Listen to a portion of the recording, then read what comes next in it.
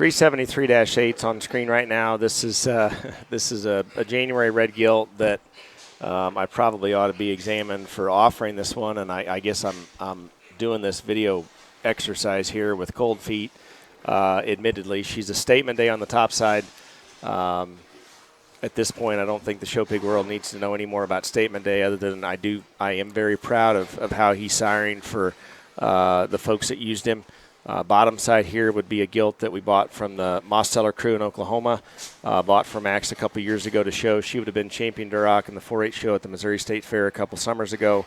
She's a Red Kingdom Jimmy T, is what her pedigree would read, and Red Kingdom was a backdraft son.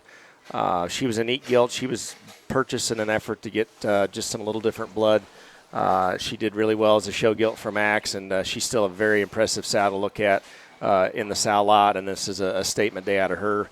I think phenotypically, when you look at the two individuals, statement day and the sow, it looks like the perfect phenotypic match when you look at the two animals, and it's really fun when you see one that's parading around here on the wood pellets that looks quite like this. It's fun to see it come together.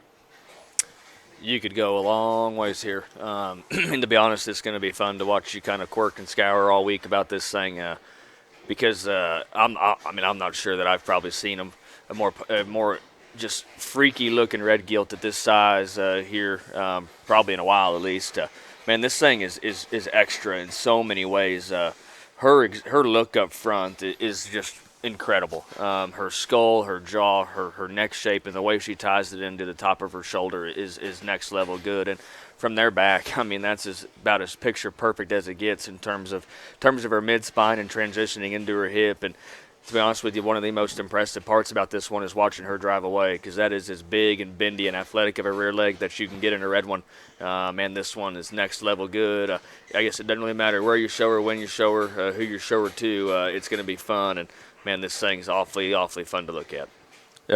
Are you in love because of the Red Kingdom in there and your infatuation with Chiefs all Nation, things baby, associated with Red Kingdom? Or yeah, this is Gracie right here, named her. Well, Gracie. But this, this is a little bit of deja vu, and I don't want to get long-winded here, but a year ago we had a gilt that looked an awful lot like this one. She had this sort of head and neck.